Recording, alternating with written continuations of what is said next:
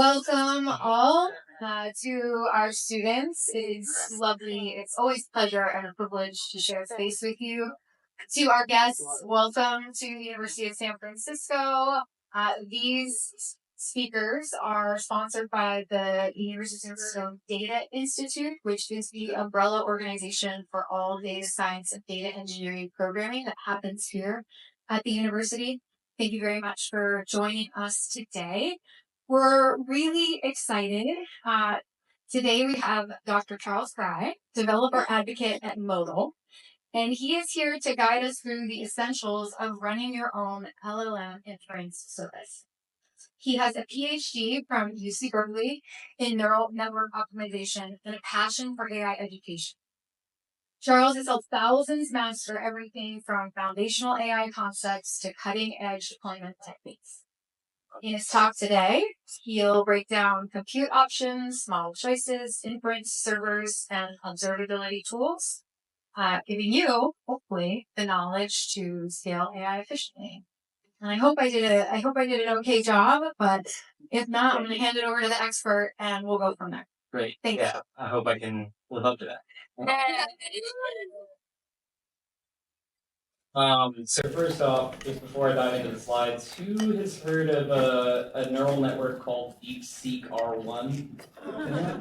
Who has heard of a neural network called DeepSeek from their aunt in the last week? Anybody? Yeah, I see a couple of hands. Yeah. Okay. So just as like a quick demo of like what are we trying to do? You have DeepSeek runs. There's a service you can hit. You can ask somebody to run this neural network for you that will like respond to your questions, much like ChatGPT. This one people are excited about because it will like think before it talks, which I guess counts as super intelligence relative to humans. So it like you can hit a service, but like this service, it's the model team is out of China. A lot of people distrust servers running in China for the same reason that a lot of people distrust servers running in the United States. You never know who's watching you. And so you might want to run your own. And so running this on your own, like a MacBook, like the latest and greatest MacBook, you might be able to run this at like the speed of a person talking, maybe. But if you want to run it faster than that, you'll need cloud hardware. So we're going to talk about some like the sort of like hardware that you need, and like I work on a cloud deployment platform that makes it easy to get this stuff. But also just wanted to like show you what running it looks like. So yeah, we're setting up the model. Like this thing, it's a couple hundred gigabytes of floating point numbers go in. So you got to get that somewhere onto the computer that's going to run. You spin up like a service to run it. That's usually going to have some kind of accelerating compute. So in this case, I'm running on 4 NVIDIA L40S GPUs. This is a type of GPU that cannot be used to play games, really. Only to run neural networks. That's actually not quite true about the L40S, but they won't. You don't run this in your house like it's the data center GPU. So running on a couple of those. Okay, there we go. All right, so sent a prompt in. This is some people made it easier to run the model by squishing it down for the smaller size. So they took these floating point numbers that come in, and it's like actually 600 gigabytes initially. And they took those floating point numbers and they actually turned them all into 1, 0, or -1, like a ternary number system. And that's called, you also see that called 1.58-bit quantization. So they did that. Their demo was this Pygame demo, which is like, ask a neural network to code Flappy Bird in Python. And so there we go. This is my prompt. Then this guy here, that little think there, that's how the model says, like, this part of my output is my internal thoughts. So if you don't want to share the internal thoughts of the model with users, you can like sort of filter out everything between this tag. If you've ever worked with like a web page with tags in it, it's kind of like that, right? You might render this differently to a user. So this thing's like, okay, first we'll start by setting up the Pygame environment next to the bird, handle user input. It starts, it was pretty quick this time. Sometimes it spends a very long time thinking, and it's like, oh, but wait, what about this edge case? Goes back and forth, writes a lot of draft code before finishing. And that's kind of the appeal of this model, is trained specifically to do that on a bunch of like hard coding problems and hard math problems. So they could like teach the model like, oh, that worked when you ran it this time, it didn't work, you ran it this other time. That's this new like reasoning models, or verifiable rewards is the other research term. It's like saying to a model like a human liked your outputs is like kind of a weird thing to reward for, right? Like they'll start just like flattering users and being like, you're cute today. Like, and so you get this like obsequious assistant behavior that everybody despises with ChatGPT.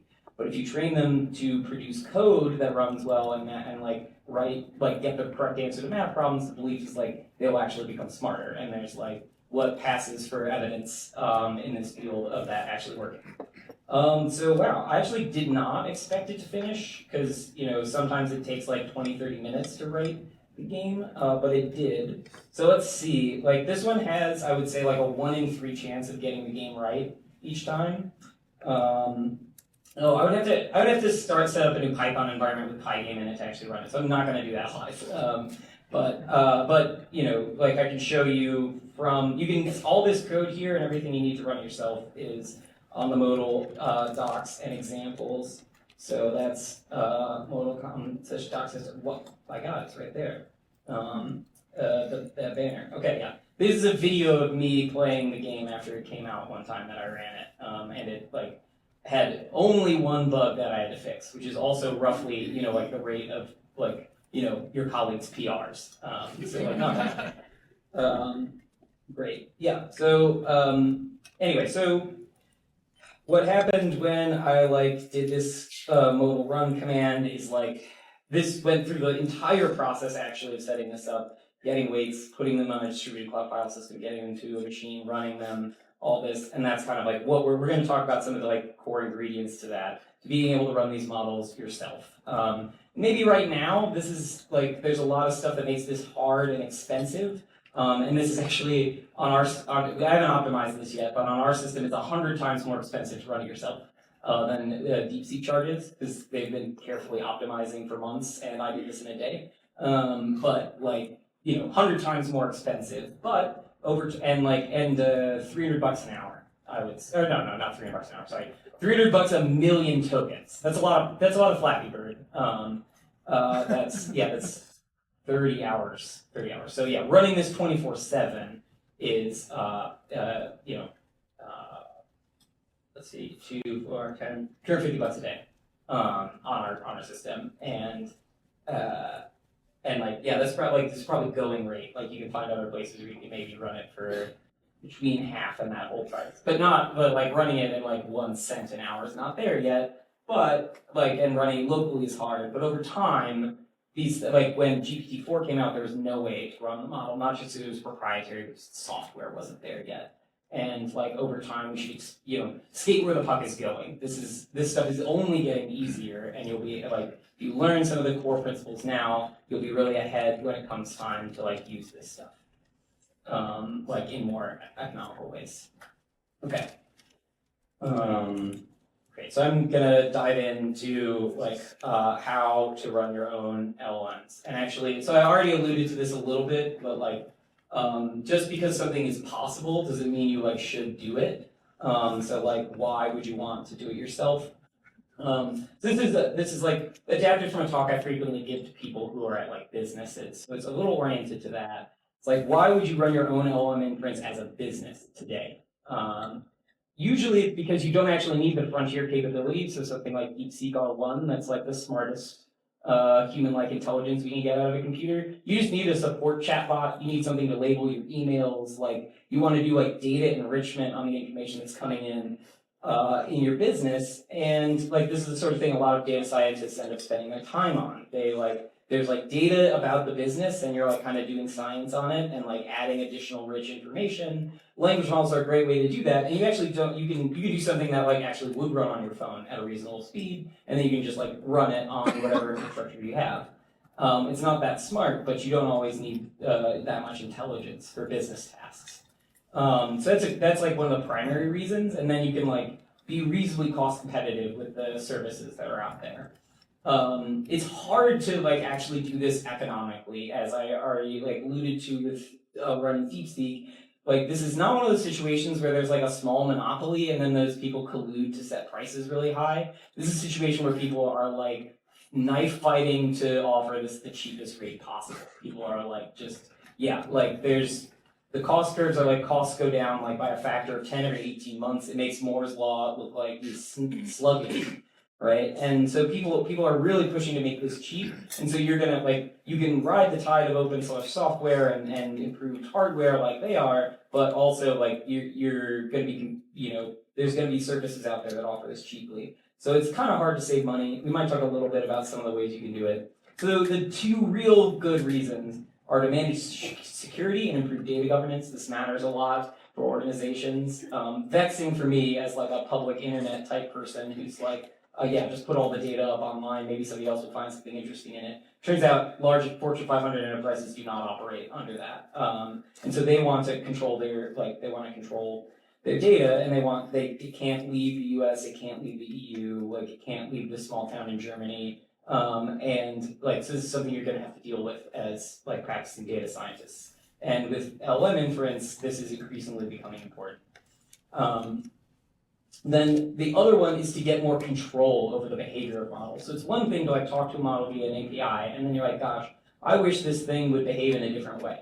Or, oh man, I really want to understand why it's behaving wrong so I can make it better. So there's things like models will output the probability distribution over sequences, not just the actual sequence. And that's like solid gold for like a data scientist who wants to improve model behavior. You can't get that from OpenAI because it would make it even easier to steal their intelligence. And so if you want really good access to that, you're probably going to have to run it yourself.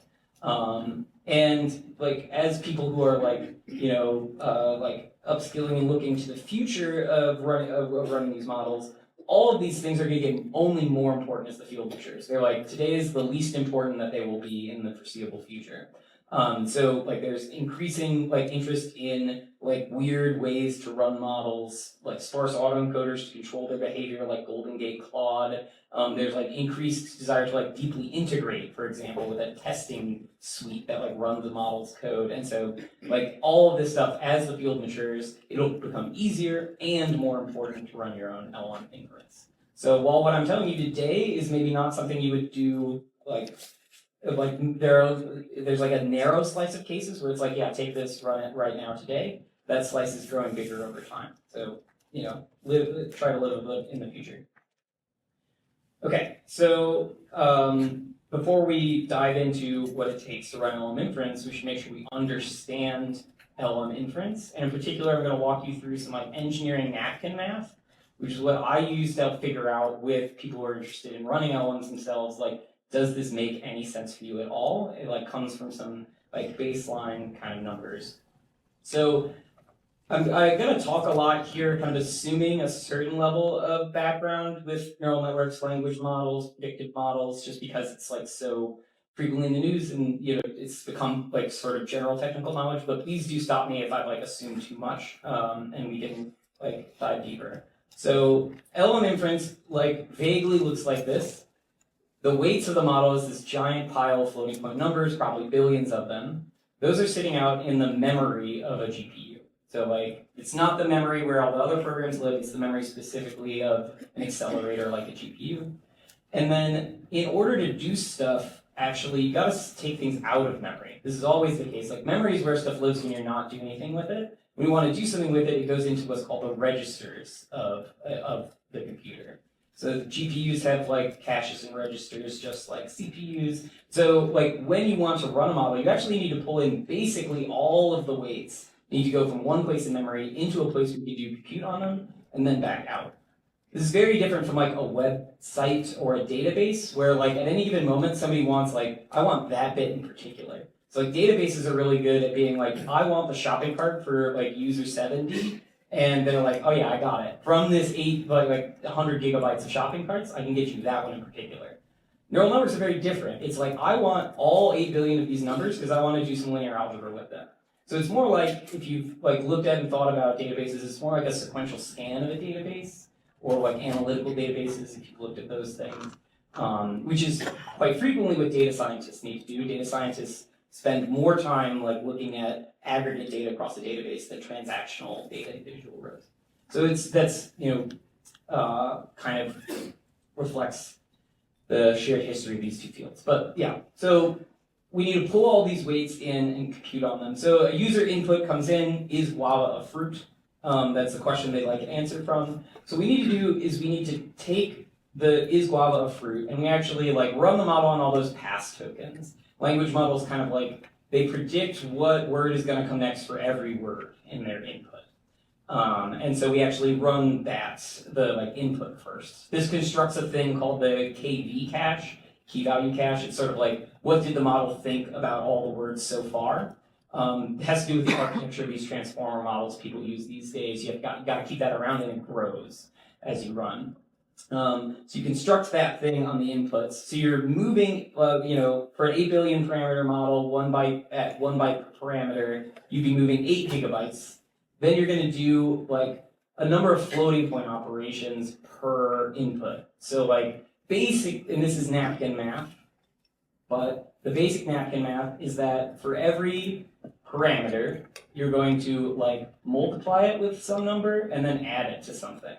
So if you've taken a linear algebra class, what do you do in linear algebra? Weighted sums, multiply, and then like you have the big sigma that means add all these up. So multiply and accumulate.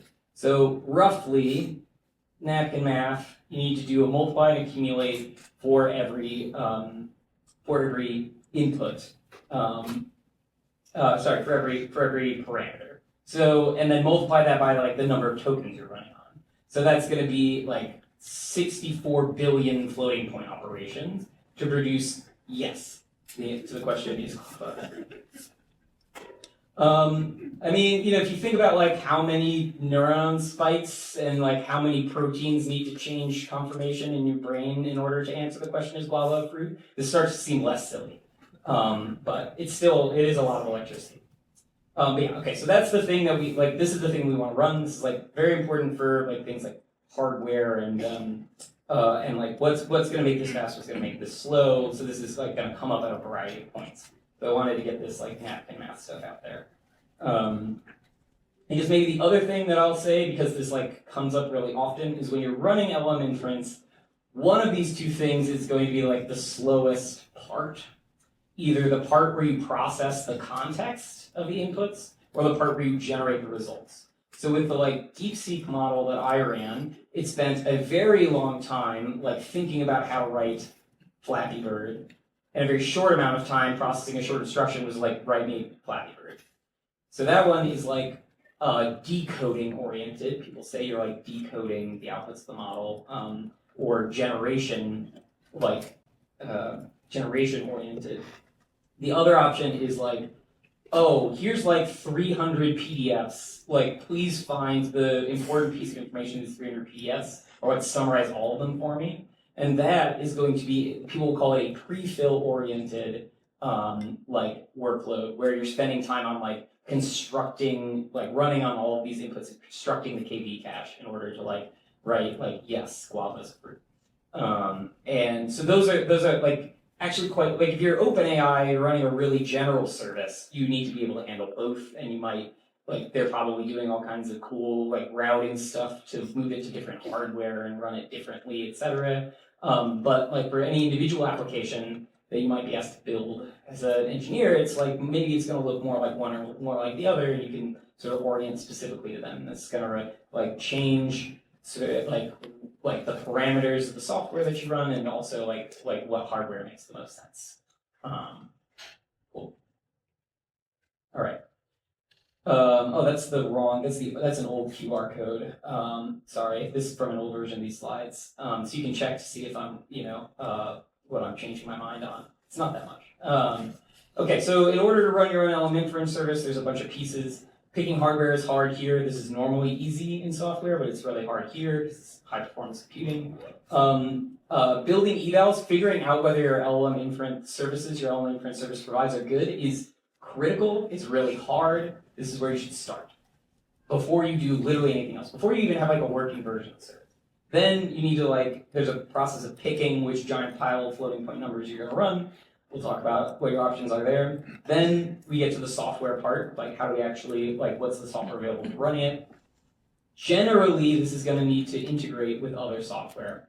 Like chatbots talk directly to humans, but many other things require like an integration with more like software 1.0. So we'll spend some time talking about that. And then lastly, we'll talk about observability and continuous improvement. 1 second. Sorry, I have a small cough.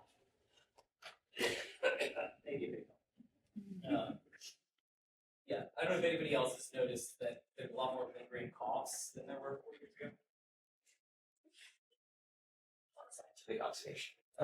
Okay. Picking hardware. So for picking hardware, it's actually relatively simple because the answer is just using the GPUs. We'll go into a little bit more detail about that. So GPUs are designed to maximize their ability to like do math, what people call arithmetic throughput or math bandwidth. So this is looking at the actual die of a CPU and a GPU, like and how much area is allocated to different tasks you need to run on a processor. GPUs are like very oriented to running a lot of math all at once.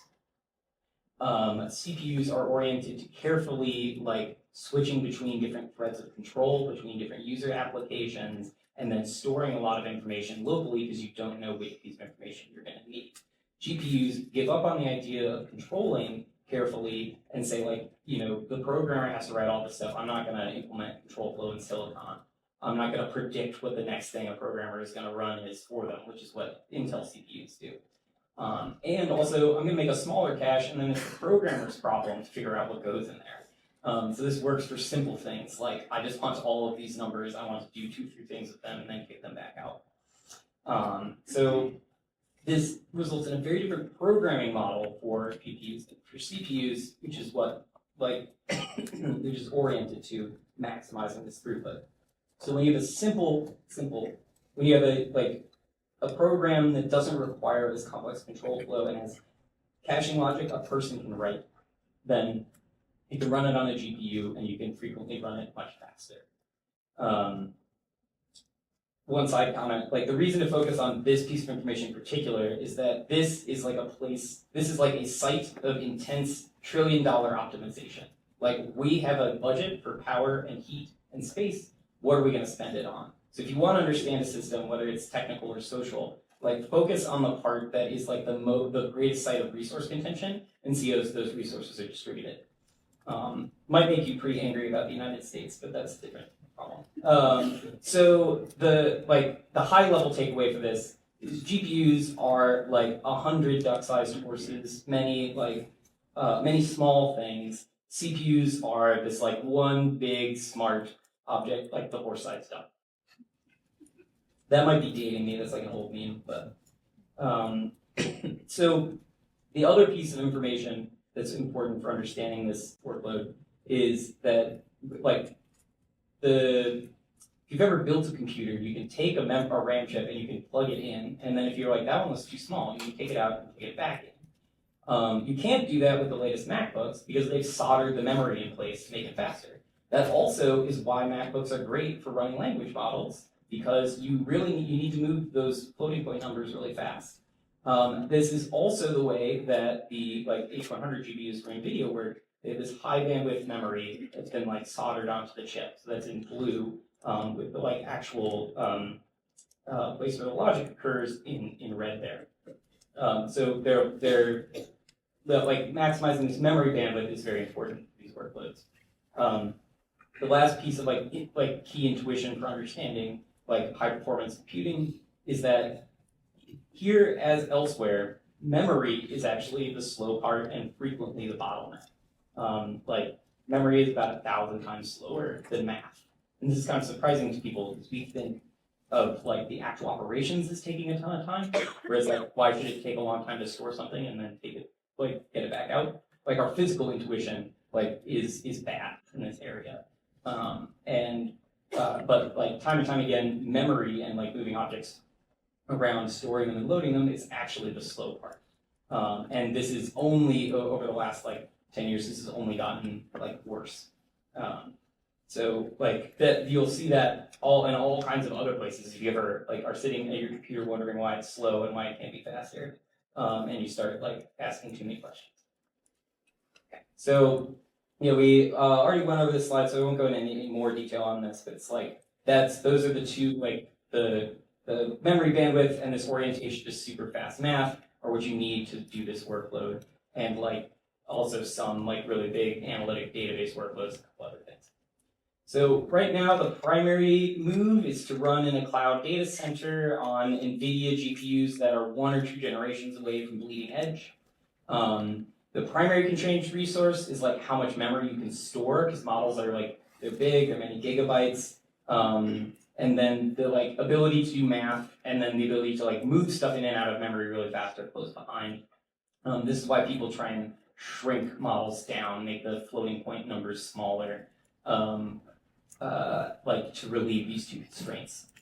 In general, you're going to want to run on a recent but not bleeding edge GPU unless you like really enjoy compiling stuff and like running into errors and floating point number misbehavior. Like if you are, like God bless you, and somebody should pay you $500K a year. But like that is not what you want most of the time when you have some other goal. So like the latest and greatest NVIDIA GPUs, like the Blackwell GPUs, are probably too new. The Hopper or Loveless GPUs, H100s, L40Ss, fairly mature. They're starting to get cheaper over time as all the big players move on to Blackwell, because they have a lot of those expensive engineers to make it run. And then like you can even go 2 generations back if you're running these like smaller models. There's a lot of like very workhorse solid GPUs in the Ampere series, like an A10. If you're a gamer, Blackwell is an RTX 50. Loveless is an RTX 40, and Ampere is an RTX 30. Okay. Like, but make it fashion. Yeah. So those are those names are the architects stream multiprocessor architectures. This like and the like B100, H100, L40S. Those are all data center GPUs, as opposed to the like local gaming GPUs. You're gonna want those. The local gaming GPUs have a bunch of problems, and NVIDIA doesn't want people to run them in cloud data centers.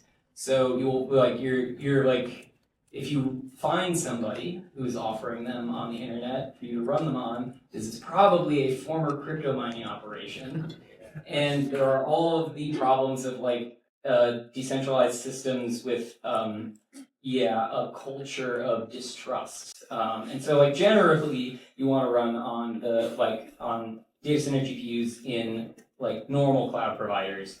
And the ones you want are the ones that are more focused on inference in general, rather than the creation of these models. Inference, like running the models, I don't think I defined that term, but inference is the term for running the models, because you're inferring what the next token would be if a super smart person or if a friendly assistant were typing in the chat. So you're inferring or predicting something. In order to do that, you need to train a network. You need to like show it what that behavior looks like. That training GPUs are like, this is a high performance computing at the scale of tens or hundreds of thousands of chips at once, like requiring an entire nuclear power plant. Those GPUs are oriented a lot to like communication, because now you need to move bytes not just like within a GPU super fast, but like 1,000 GPUs need to all agree on a number. And so there's like a lot of networking going on. And that is, you don't want to deal with that if you don't have to. So you want and that costs a lot of money to make a GPU that can do that. So you want, when you can find these inference GPUs, that's what you want. I won't spend too much more time on this. I did say I would talk about things besides GPUs, so let me talk about that real quick. Non-GPU alternatives all have issues, like check back in 5 years. There's Google offers TPUs, tensor processing units. They're very similar to GPUs, they just run at lower power. So in principle, they're cheaper, but in practice, they're basically cheaper for the people who have them, which is just Google, because they don't sell them. You can't buy one and put them in your house. They will send the hit squad after you if you do. So like that makes it harder. People can't build on them. There's no tinkerers in a basement in Estonia writing a faster version of software for GPUs. There's also these accelerators specifically designed for inference. You may have seen Grok with a Q, Cerebras. These ones are cool. They're very bleeding edge. Big enterprises are like paying these people a lot of money to run it for them.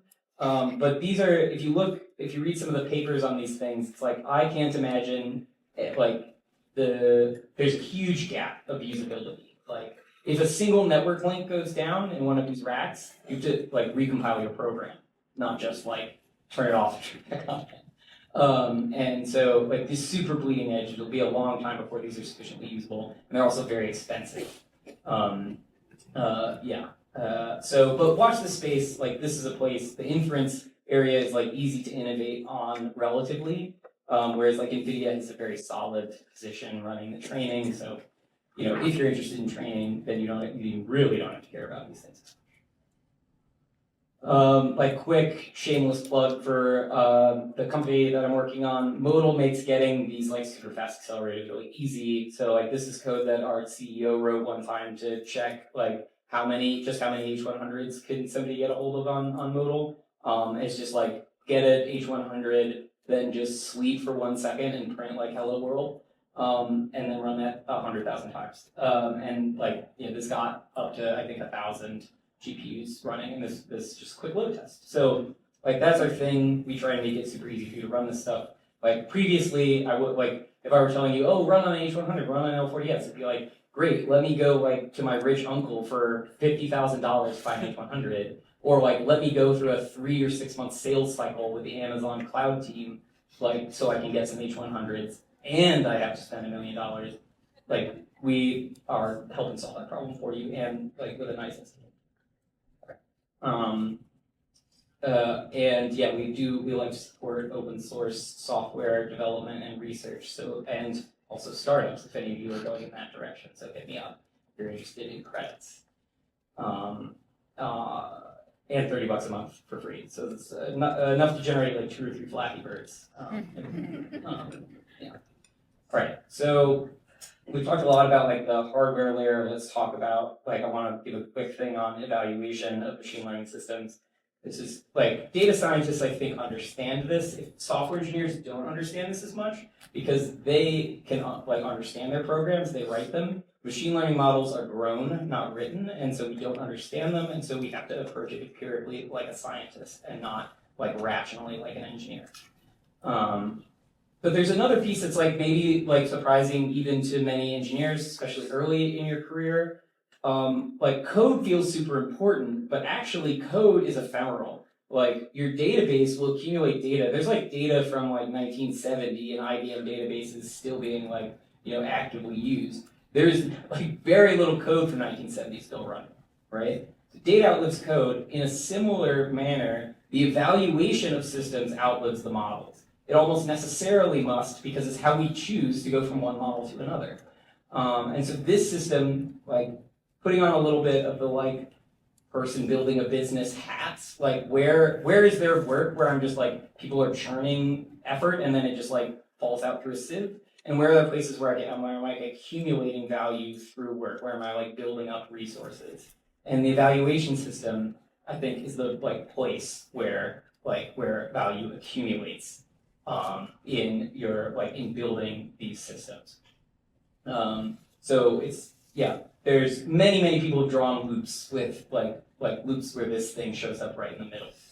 Loops of like continual improvement. If you've learned about like CI/CD, this is like the same loop drawn once more, but for a new domain, where the thing that helps you decide whether you can move forward is the ability to check the quality of the model. So this is something you should build yourself. Do not use like generic evaluations that people tell you, like the definition of a hallucination, proper tone, correctness, all these things are application specific. They are sites of contention. They are things that you should figure out for yourself, for your organization. In general, you want to spend a lot of time with the data itself, like staring at it until your eyes fall out of your face. Andre Karpathy learned to label images on the not the CFAR dataset, on the ImageNet dataset, by like just sitting there and like looking at hundreds of thousands of images. And like maybe that's what made him one of the greatest ML engineers of all time. It's either that he did that or his instinct to do that. So you should do the same thing. Annotate data yourself if you can, or just like sit there with your internal experts, lawyers or doctors or whatever, and like watch them and try to learn as much as you can from them. And like when you're building evals, like just do whatever works. Like getting it started in a Jupyter notebook or a spreadsheet if you have to. You don't have, like, a lot of people, especially like people who are in like an enterprise setting, they see a problem like this and they're like, oh gosh, now I need to go buy a tool, I need a new database, I need like what, like, Wanby Weave, like Langsmith, Honey Hive, do I need one of these things? It's like, no, just get started with the simplest thing possible. Don't apply ML to it. Like, don't immediately go and be like, great, I'm gonna use ML to validate my ML, like infinite regress there. Like, you gotta look at it, you gotta spend some time on it. I'm not the only one who said this. This is like every instructor in this online course saying the phrase look at data, look at the raw data, including me. This is from Twitter. Yeah, this is like very important. A lot of people are tempted to say like, oh, like why not use a language? Wait, we use code to test code, right? So why not use a language model to test a language model? The answer is like, I push back against this a lot because it's so obvious. Like people immediately think of this, and it usually means they haven't looked at their data and they haven't thought about the problem deeply. It should be a last resort, not a first resort. This like testing code works because the test code is like this big, and the like code that you want to run is like this big, right? There's like one line of test for 1,000 lines of code, and so you can like hold it all in your head and understand it. So similarly, if the LLM judge has an easier task than the LLM that's actually running inference, then this can work. Like, take each instruction from your prompt and turn it into a separate test and run it in a bigger, smarter model than the one that you're running in production. And then, like, it's just something that you wouldn't want to do in the live service, but you can do offline. And then that makes more sense. The gotcha here is that language models are alien intelligences that were very bad at modeling, so the misbehavior of this system will be like surprising to you, just like the misbehavior of the system it's checking. They're also chauvinistic, like they like their own outputs and they like agree with themselves, like more often, like ChatGPT disagrees with Claude. But yeah, so like watch out for that. Now, like at some point, you want to get to either like comparing to raw data, or like a test so simple that you can just like check it somehow. There's some great writing online. Hamal Hussein is like written some of the best stuff on this, so I definitely check his stuff out. Hamal.dev, incredible blog. Great. So I just want to check where I'm at on time. There's like a version of this talk that's like 3 hours long.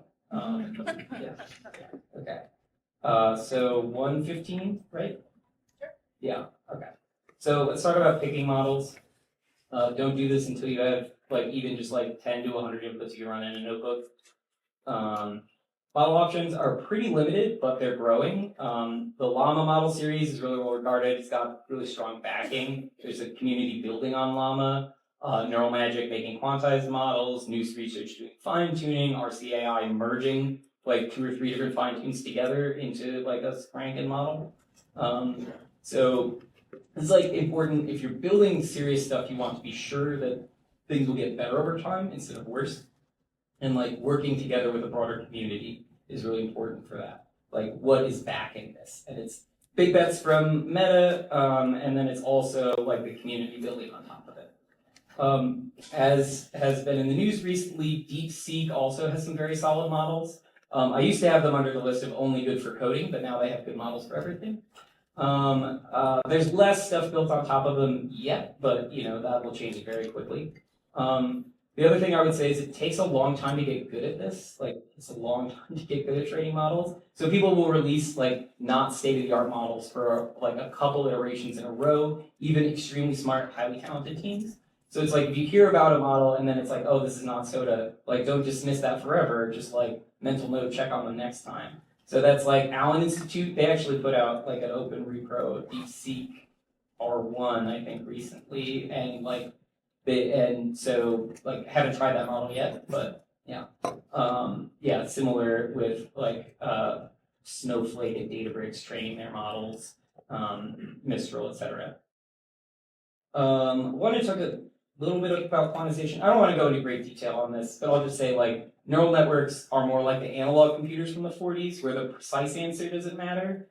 These are used for like artillery, like trajectory calculation, as opposed to the like the like digital computers that were implemented mechanically in the 40s that were used to calculate code breaking.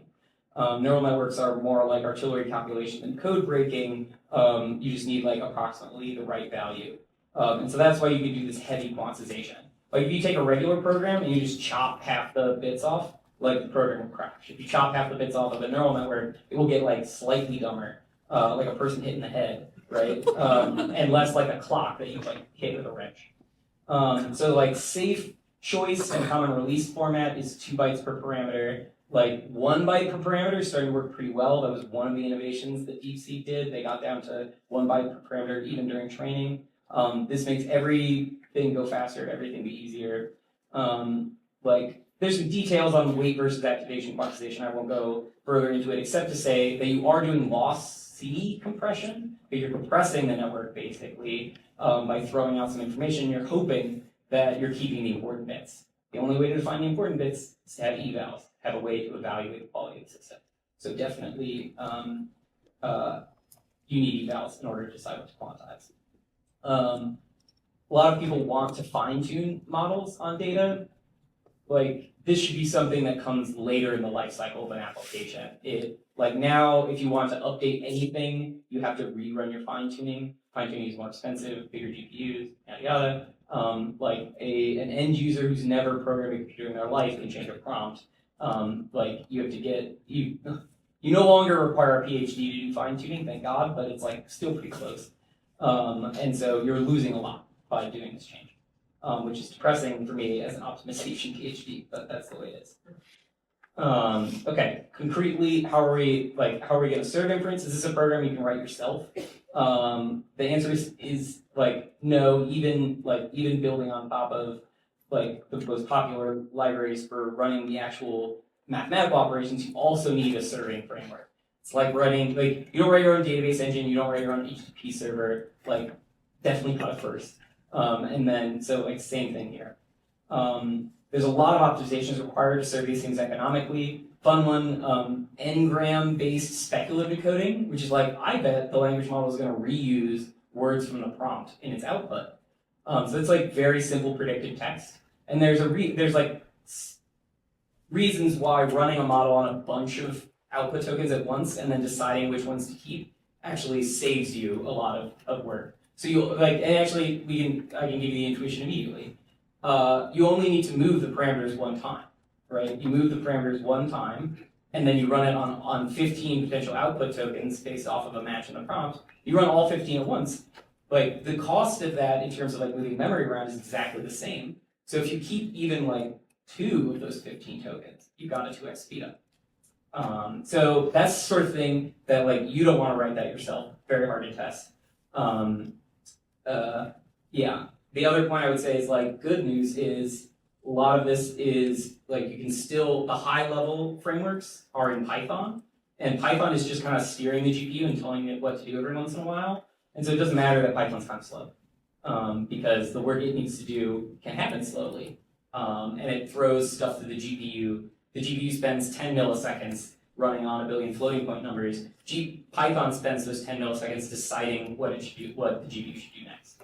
Fine division of labor. Don't rewrite it in Rust yet. But it will come eventually. But yeah. So for now, I would strongly recommend this vLLM inference server. It's an academic project at Berkeley. They won mindshare as like the open source inference server. They're getting a ton of like contributions from IBM, Red Hat, like any scale. And this is really important for open source software success. Open source software, one of the things that it is about and makes it successful is it gets a bunch of people who would otherwise have to compete with each other and duplicate each other's work to all work on the same thing, right? Because we all need this thing, and nobody's going to win just because we're the best at this. So let's all work together. And vLLM successfully created that like socio-technical thing, an open source repo with contributions from many teams. So that's very powerful, hard to replicate, and yeah, it's like pretty easy to use. You can like pip install it once you have your CUDA drivers. It also has OpenAI API compatibility out of the box.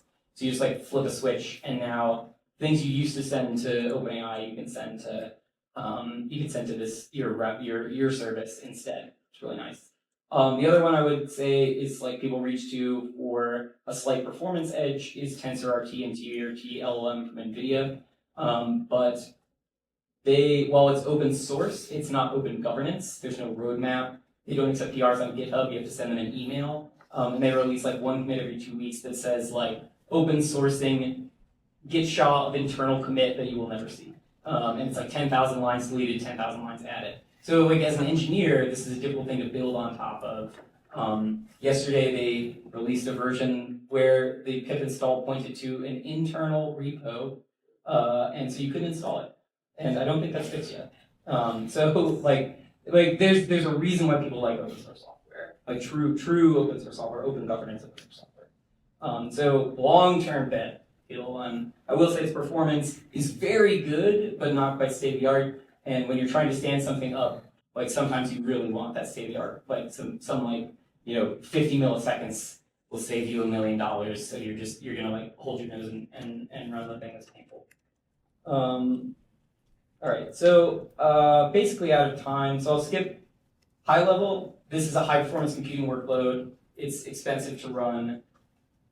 So performance is a system feature, and so you need to test and debug it. Profilers and tracers are the tooling for doing this. Profilers and tracers are how you like do this like as an engineer, like can do it like with foresight and with data. As a first pass, just make sure the GPU is really hot and drawing all this power. Those are the constraints. And so when the system is like working at its fullest, it'll be at about 60 or 70 degrees Celsius and drawing on an H100 like 600, 700 watts. So like if you see that, it's probably good. Yeah. Okay, so these last two pieces are about integrating the LLM inference service with other stuff. Structured outputs, which means like force a model to output something with a type, like output something that fits a grammar or a schema. Absolute goated technique for using LLMs. Check out constructor and outlines. This is the way. If you're not talking to a human, if you're talking to another computer program.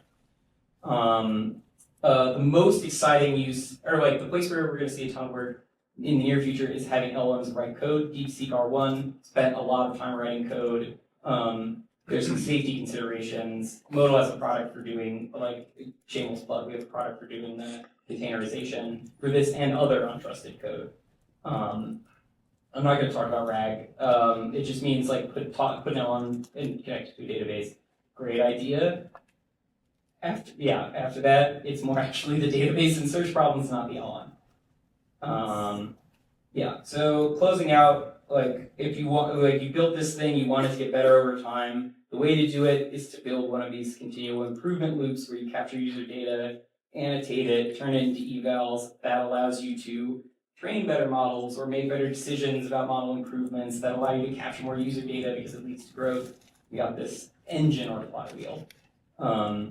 So there's specialized tooling for this, or like it's the sort of thing that when you're at a like larger, more highly research software engineering organization, you'll have internal tooling that like matches this open telemetry, for example, and an analytic database. These are like tools that as a practice in data science, scientists you'll probably already have or need to build for your other applications. You can apply it here, or you can pay somebody else to do it for you.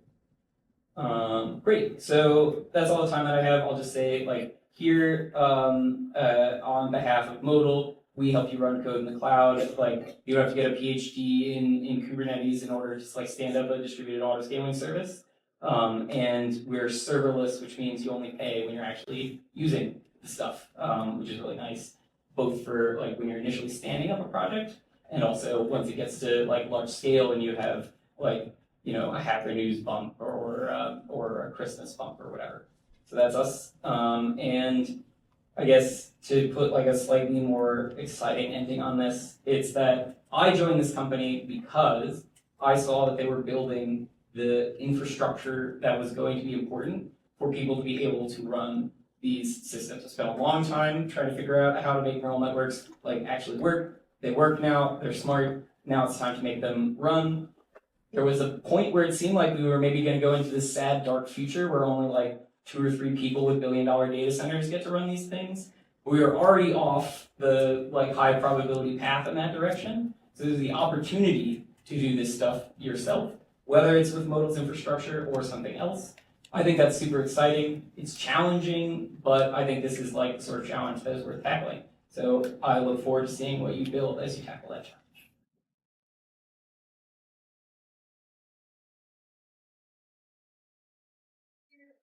So much, Charles. If there are questions from the group, there is a microphone there so that everyone can hear.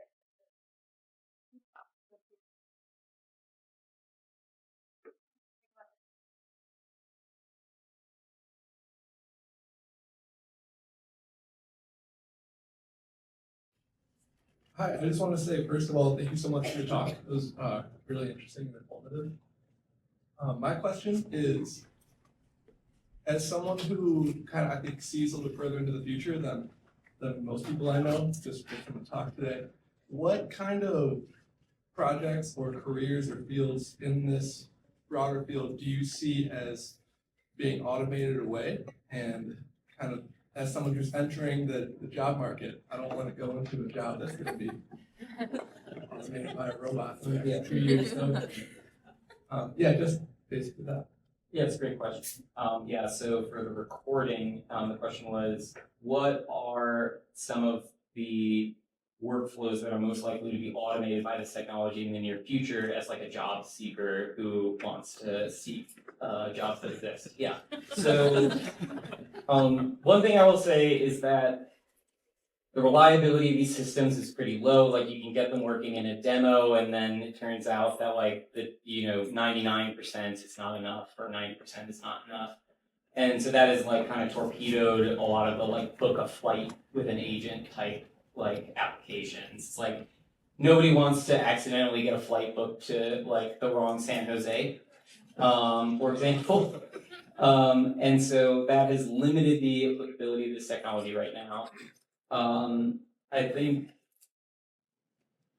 looking ahead to the future, the easier it is to measure the correctness of an output automatically with a machine, the easier it will be for us to train neural networks like to solve that problem. So writing code where there's like an easily written spec or set of tests, solving math problems where the question or framing of the problem is already set in stone. Like these are problems that are like rapidly. This is like the first place where we would possibly see intelligence greater than individual humans or even groups of humans coming out of machines, because you can train them on like produce this output.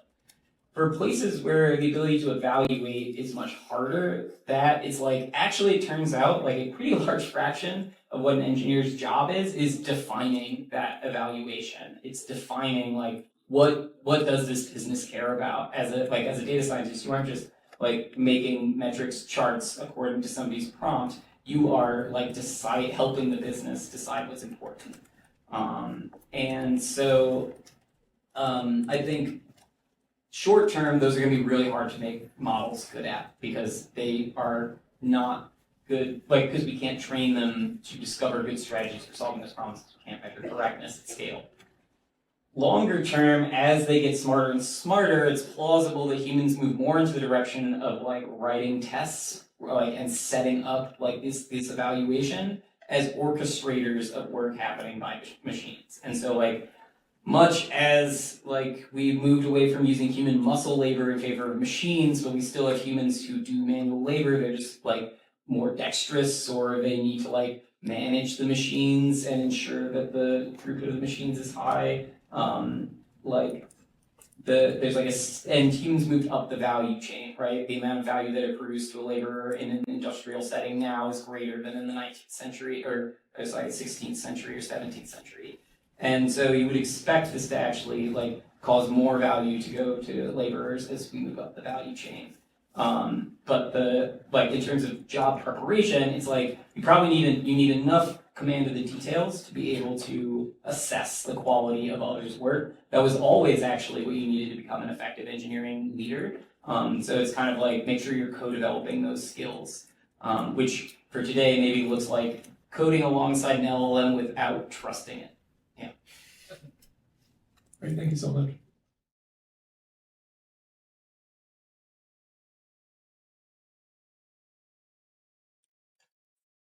Hi, thank you so much for the talk. My name is Victor. I have several questions, but I'll just ask one and then I'll get back in line. The first one is I'm wondering about, you talked a lot about NVIDIA and other GPUs. What are your thoughts on Max GPUs and their usability, I guess, now and in the future for training or doing any kind of work with LLMs? Got it. So to repeat the question, this is about like Apple Mac GPUs and what is their suitability. So yeah, let me double click on that one. So the answer is that one reason why I bought personally and then requested as my work laptop a very beefy top end MacBook is because they are actually like quite good for running language models. And the key reason is that the memory structure, they have high bandwidth memory, much like top flight GPUs, soldered on memory right next to the compute units. And so this is the sort of thing that Apple can build because they build an integrated system, as opposed to people building on the like sort of Intel x86 architecture where everything's disaggregated. So this has made them very good for inference, where like this is absolutely the most important part, where like you need to move 8 billion 8 billion bytes to do like 60 billion flops. Like there's a 1,000-to-1 ratio between like memory and mass. So the memory is what is bottlenecking you. When you switch over to training, this high bandwidth memory is important, but it's less important. And the ability to do math really fast is important. Because you basically get to the point where for every time you move the weights, you do 10,000 math operations instead of just like 1,000 or 50. And that for that they're like less well suited. It's not as important for like the other workloads that run on a MacBook. And so I wouldn't expect Apple to like invest hard in that direction. There's some cool stuff with Mac Studios going on where like people are like building at-home training clusters out of them, but that's still very hobbyist-y and it's like a bit of a like competitive sport, like speed running a video game, and less like building a bridge. Yeah.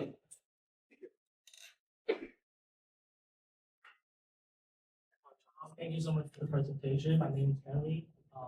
DeepSeek wiped $6 billion off NVIDIA's market cap in one day. And the overarching narrative was that what DeepSeek was able to achieve proved that you don't need to spend $100 million or $200 million to train a model anymore. Do you think that narrative is true? And do you think the price adjustment we saw in NVIDIA was justified? Yeah, so the question was about the recent stock market events following the release of DeepSeek v3 and R1, and in particular, does decreasing NVIDIA's price by 16% like make sense? And is it due to increase the like expected decrease in cost of training models? Yeah. Okay. So one like a distributed database, a stock market is eventually correct. And so like short-term movements over the course of a week or two are not necessarily trustworthy. It's like unclear where like in the previous stock price came from. Like no Buffett-esque discounted future cash flow analysis would like that makes any sense to give you those numbers. So to a certain extent, it's like the same irrational exuberance that leads to the United States president being able to like create $1 billion out of thin air on the Solana blockchain. But the I would say if you look, there's all that the other stocks that lost value, the ones that there's some interesting ones. People who build data centers and people who build power plants. That makes sense to me. It's like you can assume that there's like some like the reason why that would make sense is you assume there's some like target amount of this resource you want to consume. And then, okay, they like that target amount has gone down. So that's reasonably compelling. But I would say that actually, if you look at sort of the way that many of these people think and talk, like if they could purchase a Dyson sphere to wrap around the sun in order to train their models, they would do it, right? And so I think it's actually the case that the innovative work that DeepSeek did, which still need to do a like true deep dive on the paper, but they did things like go past CUDA down to the parallel thread execution assembly layer and like specialize individual multiprocessors in order to like overlap communication and compute more effectively. I bet you could actually make H100s better by using that. Like there's already like a 2x gap between the maximum performance you get out of an H100 and what people actually got. So it could be that, this work done under like the same kind of constraints that Tony Stark was under when he built the first Iron Man suit, can also be transferred to OpenAI and others. And so then they would just go back to consuming the maximum amount of resources that they can more efficiently, more effectively. So I think to some extent it seems like maybe people are missing the mark, but I also am not putting millions of dollars on the line. So, and some of the people causing these price moves are, so, hard to say. Hi, Charles. Thank you again for coming to our school to talk. It was a pleasure having you. My question is wondering about more incentivization for having your own LLM, right? Yeah. Let's say, for example, I am a chemical or materials engineer, and I want to ask my LLM about how certain materials interact with each other. And if I were to use ChatGPT, it might say, "Looks like you're trying to make a bomb," and so I don't want to provide you the answer. Would having my own LLM and being able to play with some weights allow me to more easily do that?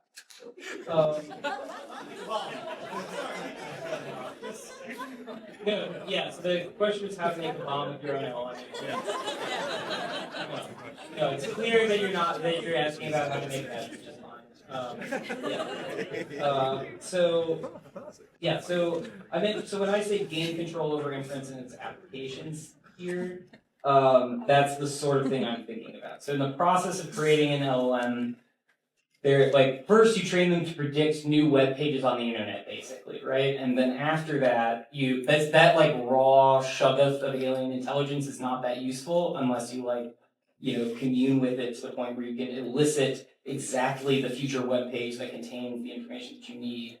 So there's an alignment process. That alignment process is baked into the weights. And while there's much more and more aggressive and perhaps less agreeable alignment baked into OpenAI's models, Anthropic's models, because they are trying to sell to lowest common denominator or rather broadest audience, they will err on the side of excessive caution. There's a lot of legal uncertainty right now over these things, and so why worry about one chemical engineer's frustrating experience when you're worried about getting hauled in front of Congress, right? And losing the opportunity to build this technology that you think is going to change the world. So I would say when running your own models, I guess if you can get a hold of base models, then you have the opportunity to tune them to the alignment that you wish.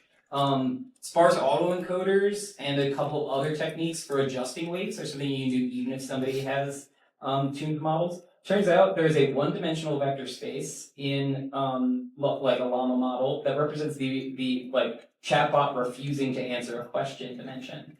And so you could do some quick linear algebra, take the outer product of a vector in that one-dimensional space with itself, and then subtract that out from the model's calculations. And then it no longer has the ability to say no. So that's called obliteration, if you want to look it up. I won't share a URL. But it's quite popular with people who run their own LLM inference due to various forms of refusals that LLMs engage in. So that is you do have options, and this is something that you can only do if you do this stuff yourself. I think there's also a bunch of really interesting questions about what does alignment mean, right? Alignment to what? Who defines that? How do we collectively ensure that this is and people. It's an interesting and deep enough philosophical question that you end up with every philosophical question reflected back out in it. It's some people say that you align them using markets, and then people will pay for them, and then they'll be rewarded by their behavior, and then that causes them to be aligned. And other people say no, we should come together and have votes and discussions, and then a central committee should decide what alignment is and then force it through the model. Shockingly, this aligns with people's political preferences rather than some technical difference. And so this is fundamentally a socio-technical question, not just a technical question. And running your own inference is a way to dodge that and get control yourself. But there's also just we have a general social and political problem to solve there on what these large scale inference services, how what they are aligned to and how. Yeah, thank you. My name is Walker. I had a question kind of about what you talked about at the beginning about the cost of compute just going down so quickly. And all the headlines about like R1 that came out this week, they were saying, oh, this was so much cheaper to train than like O1 or GPT-4o, things like that. Are those numbers even comparable? Since like the 4o model was trained, however long ago, and they were comparing it to the $6 million R1 just recently. Right, yeah, so the question was about the decreasing cost of compute with a focus on training, and whether it makes sense to compare OpenAI's training run costs to DeepSeek's training run costs.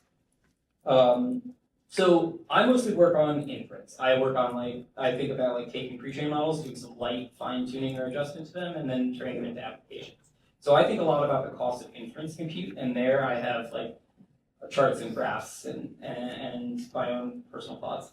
On the training side, I haven't thought about that as much, and so I don't know that I have anything super deep to say here. The devil is in the details. I think you're right to say that it's a bit apples to oranges to compare OpenAI doing the first training run at a given scale, and rumors of what it costs to DeepSeek's claimed costs and what people have napkin math from the information they've revealed.